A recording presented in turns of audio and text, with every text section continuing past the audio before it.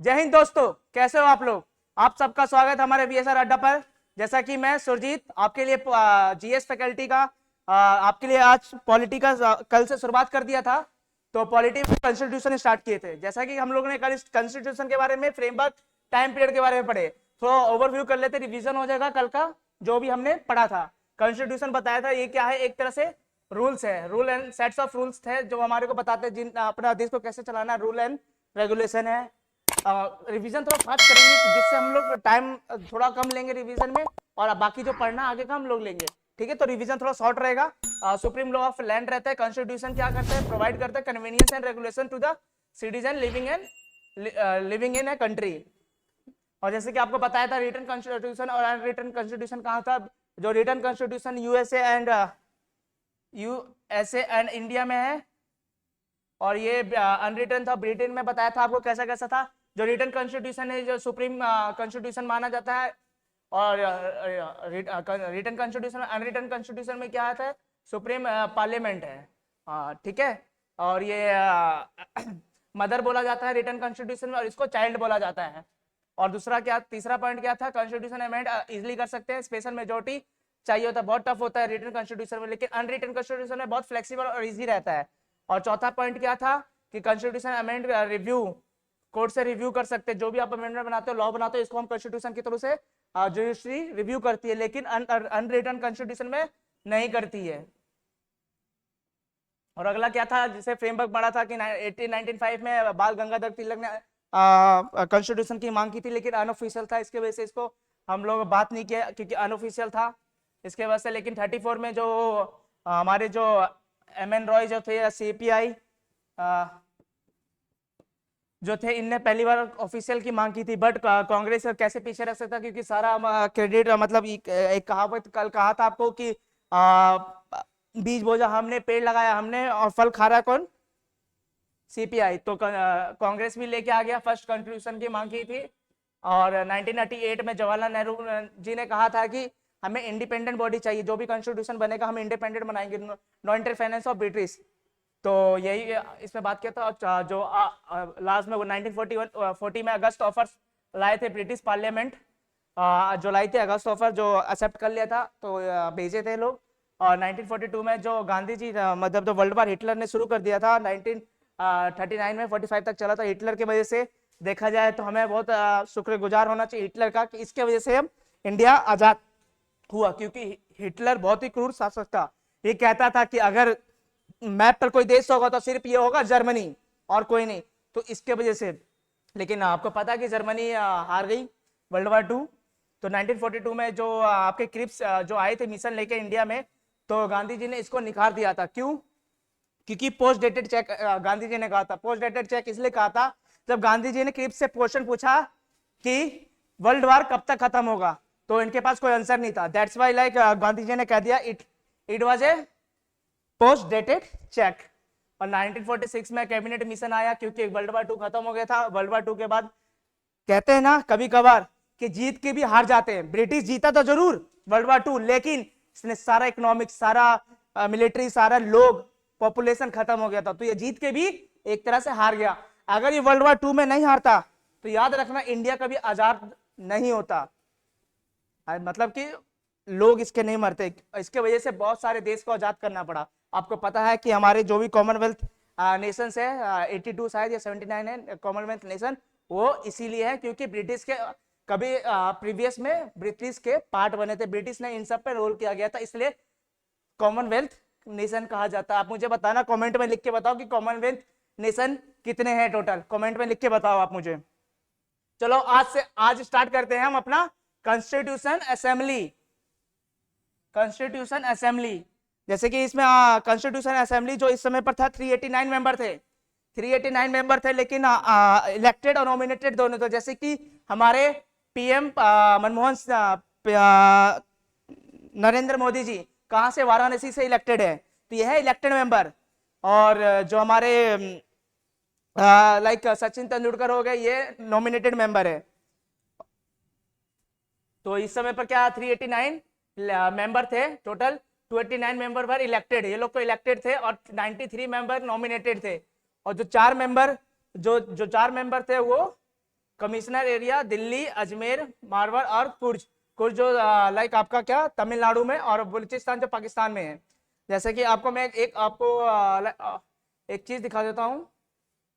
इसमें paper add कैसे होता है,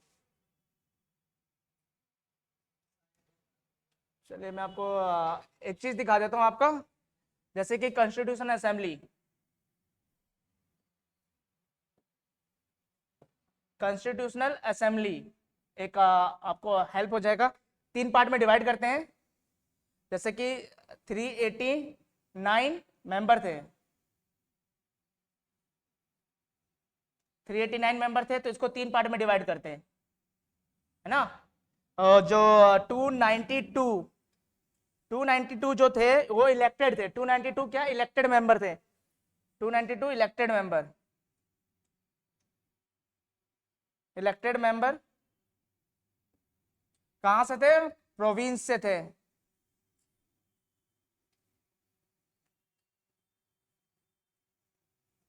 प्रोविंस, प्रोविंस मतलब क्या, पहले बिहार, पंजाब, राजस्थान नहीं था। पहले मद्रास प्रोविंस, बंगाल प्रोविंस थे। इस समय ऐसे जो 3-4 राज्य को मिला के एक प्रोविंस बनता था। तो इस समय प्रोविंस का राज था। जो भी बड़े बड़े प्रोविंस थे, तो इससे जो बड़े बड़े प्रोविंस थे इससे इलेक्ट हुए थे 292 मेंबर।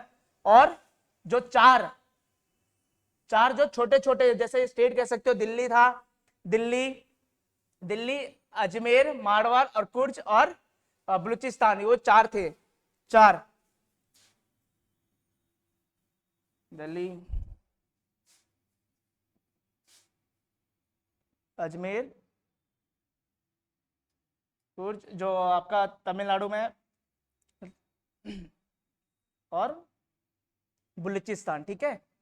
तो ये 4 हो गए। यहाँ पर क्या थे, छोटे छोटे थे, छोटे छोटे राजा वगैरह समझ लो। और जो बाकी जो थे, जैसे कि आप देख रहे हो 292 और 4 ये इलेक्टेड थे। तो कितने बच गए इन दोनों को मिला के 296। तो कितने बच गए आपके टोटल, 93 बच गए। तो 93 कौन थे, 93 थे नॉमिनेटेड। कितने नॉमिनेटेड, नॉमिनेटेड मेंबर थे। कहां से 93 कहां के थे, प्रिंसली स्टेट के थे, प्रिंसली स्टेट।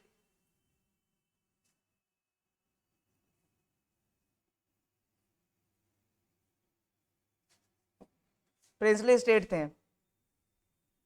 और आपको एक चीज बताना चाहूंगा, हमारे जो प्रिंसली स्टेट के जो प्रिंसली स्टेट था, तो इनको ऑफर दिया गया। यहाँ पर जो भी राजा थे, तो जैसे ही देश आजाद हुआ 1947 में, तो सब लोग खुश हो गए। राजा लोग कहने लगे कि चलो आजाद हो गए, अब हम अपना फिर से अपना राज्य चलाएंगे, अपना फिर से अपना लाइक विस्तार करेंगे, अपना महल बनाएंगे, सब कुछ करेंगे, अपना राज्य बनाएंगे, सबको अपना वापस जैसा पहले जैसा सब पे शासन करेंगे। लेकिन इस समय कौन आया हमारे, इनको ये बताइए कौन है, आप बताइए, स्टॉप करके वीडियो बताइए, आप कमेंट में लिखिए कौन है। ये हमारे वल्लभ भाई पटेल। इनका आपसे एक क्वेश्चन पूछ रहा हूँ, वल्लभ भाई पटेल का स्टैचू कितने मीटर का और किस नदी के किनारे बनाया गया है, आप कमेंट में लिख के बताइए मुझे। आपके लिए क्वेश्चन है, कल आपका कमेंट में देखेंगे, आप जो सही होगा इसको हार्ट दे देंगे हम। वल्लभ भाई पटेल जो बहुत ही इंपॉर्टेंट रोल प्ले किया प्रिंसली स्टेट को हमारे इंडिया का पार्ट बनाने के लिए। इनको ऑफर दिया गया कि आप चाहे इंडिया का पार्ट बनिए प्यार से, नहीं तो हम आपके साथ रिवोल्ट करेंगे। तो स्टार्टिंग में समझाया प्यार से, लेकिन नहीं माने। फिर हमारे हैदराबाद के निजाम, आप जानते हैं, इनके ऊपर वॉर हुआ, लाइक अटैक किया और फिर अपना बना लिया। फिर धीरे धीरे सब डर के मारे हमारे 93 प्रिंसली स्टेट एक इंडिया का पार्ट बन गए।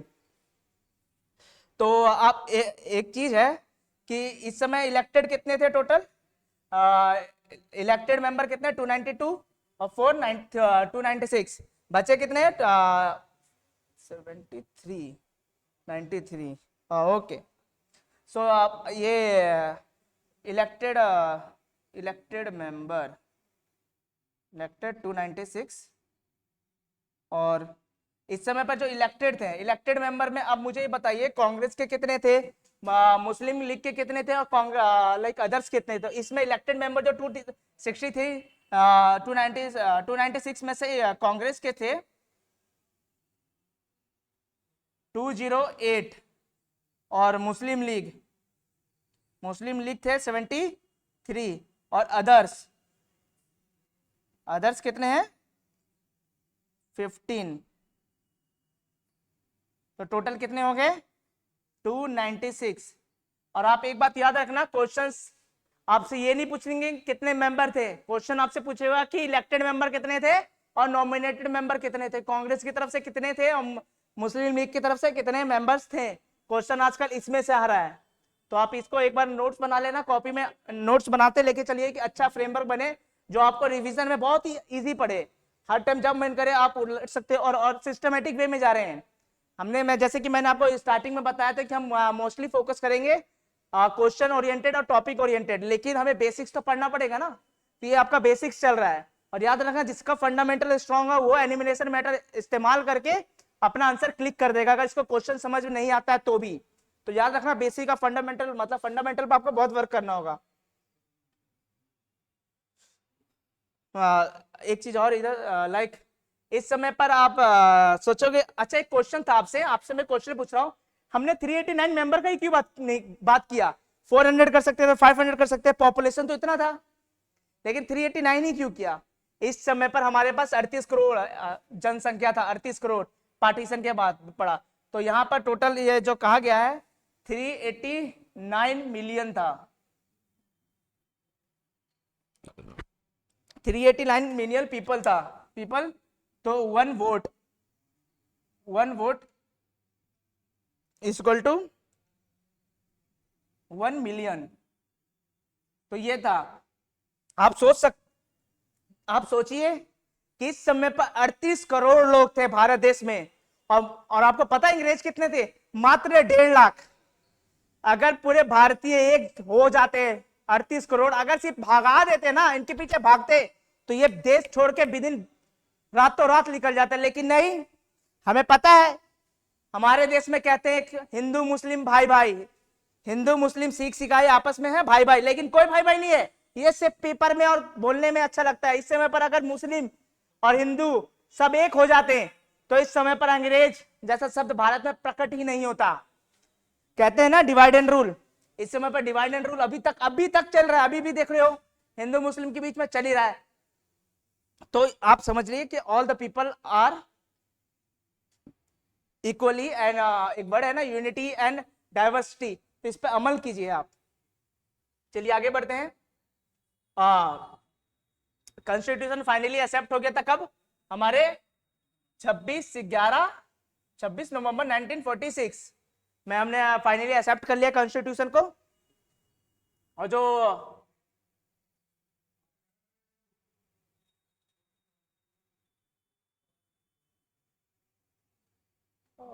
हाँ, ये अब थोड़ा नोट्स लिख लो, ठीक है, नोट्स काम आएगा क्योंकि क्वेश्चंस इसी से अराइज होते हैं, क्वेश्चंस वगैरह, है ना, तो क्वेश्चंस अराइज इसी से होते हैं।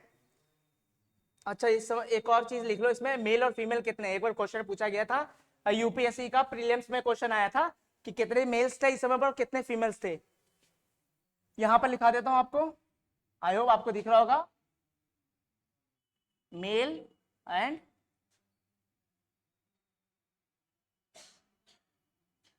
मेल और फीमेल कितने थे, इसमें मेल थे 374 एंड 15, तो टोटल कितने हो गए 389, ये मेल थे ये फीमेल थे। क्वेश्चन इसमें यूपीएससी से पूछा गया था। और अब आते हैं नोट्स में, इससे क्वेश्चन बिल्कुल अराइज होता है, जैसे कि हमने बात किया था 1 member constitution assembly, 1 member equal to 1 million, 1 vote equal to 1 million बराबर था। और कॉन्स्टिट्यूशन वाज इनडायरेक्टली, मैंने बोला ना इस समय पर इनडायरेक्टली इलेक्टेड हुए थे, indirectly elected by the member of the province. Province मतलब समझ गए ना, प्रोविंस का मतलब मैंने क्या बताया था आपको, जो बड़े बड़े स्टेट 3-4 स्टेट को मिला के जो था प्रोविंस, मद्रास, बंगाल प्रोविंस, बंगाल, ये सब जो भी थे आपके प्रोविंस ये थे। और assembly it was not based on direct election नहीं हुआ था, जनता ने नहीं चुना था। The member of the constitution assembly were divided into 3 communities. Communities कौन कौन से, पहला मुस्लिम, दूसरा सिख, और जर्नल तीसरा। जर्नल में कौन कौन, एक्सक्लूडिंग मुस्लिम एंड सिख, जैसे कि हिंदू बुद्धिस्ट जैन और अदर्स, ये लोग क्या थे किसमें, जनरल में थे included. all the important personality of that time were member of the Constitution Assembly. आपसे क्वेश्चन है कि ऐसे कौन से 2 मेंबर थे जो कॉन्स्टिट्यूशन असेंबली के पार्ट नहीं थे। इस समय पे सारे जितने भी आपके लाइक पब्लिक फिगर और बहुत अच्छे पर्सनैलिटी थे, सारे के सारे कॉन्स्टिट्यूशन असेंबली के मेंबर थे, बट जो बहुत बड़े लाइक सब लोग जानते हैं वो सिर्फ 2 मेंबर नहीं थे। बताइए, इस वीडियो को पॉज कीजिए और सोचिए कि कौन 2 पर्सनैलिटी थे जो इंक्लूडेड नहीं थे, और सब जानते हैं कि कौन है, बताइए 2। चलिए आंसर देता हूं मैं आपको इसका। के गांधी जी, महात्मा गांधी जी, और दूसरा मोहम्मद जिन्ना। ये 2 अपने मर्जी से कॉन्स्टिट्यूशन असेंबली के पार्ट नहीं थे। आपको अच्छा एक क्वेश्चन था लाइक महात्मा गांधी जी से, महात्मा का उपाधि और महात्मा का उपाधि महात्मा गांधी जी को किसने दिया? गांधी जी को महात्मा का उपाधि किसने दिया? आपसे ये क्वेश्चन है, किसने दिया? आप सोचिए, वीडियो स्टॉप कीजिए और सोचिए कि किसने दिया। रविंद्रनाथ टैगोर जी ने दिया था महात्मा का उपाधि गांधी जी को। आपको पता है फादर ऑफ नेशन कौन है? आपसे क्वेश्चन है, फादर ऑफ नेशन हम किसको कहते हैं? गांधी जी को। लेकिन पता है, आपको पता होना चाहिए कि जैसे कि लाइक एक लड़की थी, इलाहाबाद स्कूल की, गर्ल्स स्कूल की थी, इसने आरटीआई किया और पूछा कि like who was the father of nation, और Mahatma who was the father of nation. सबको तो यही लगता है ना महात्मा गांधी जी, लेकिन हकीकत ये नहीं है, कोई फादर ही नहीं है हमारा। जब बहुत सारे आरटीआई 30 दिन तक देखा तो फाइनली एक रिजल्ट आया कि फादर ऑफ नेशन जो सुभाष चंद्र बोस जी ने एक बार ऐसे ही कह दिया। इस दिन से हम लोग ने बोलते बोलते ही हमने महात्मा जी को हमने फादर ऑफ नेशन कह दिया, लेकिन कहीं ऐसे रिकॉर्ड में नहीं है who is the father of the nation of India. हम लोग सिर्फ बोलते हैं, प्यार से संबोधित करते हैं। तो ये है महात्मा गांधी जी। अब से आप समझ लो कि अगर आपसे कभी भी कोई क्वेश्चन पूछे आपसे who was the father of India और नेशन ऑफ इंडिया, तो आप बोलना ऐसा कोई है नहीं, लेकिन हम लोग प्यार से संबोधित करते हैं के गांधी जी को। तो आज के लिए आपके लिए इतना ही है। आपको आई होप समझ आया होगा, और इसको कीप रिवाइजिंग करते रहना, और याद रखना ये सब हम लोग फंडामेंटल पढ़ रहे हैं, और ये सब बहुत है। आप याद रखना जो आपको मैं पढ़ा रहा हूँ ये आपका काफी अच्छे लेवल तक का है। आप प्री बीपीएससी का प्री तक का पेपर आप क्वालिफाई कर सकते हो जिस तरह से ये कंटेंट प्रोवाइड कर रहा हूँ। और कीप रिवाइजिंग। हम लोग जब ये एक टॉपिक कंप्लीट हो जाएगा, इसके बाद हम क्वेश्चन प्रैक्टिस करेंगे, सारे क्वेश्चंस लाएंगे, बीपीएससी, एनडीए, सीडीएस, यूपीएससी का प्रीलियम्स, जिससे आप बहुत अच्छे से प्रैक्टिस कर सकते हो और अपने बेसिक को अच्छा स्ट्रांग बना सकते हो।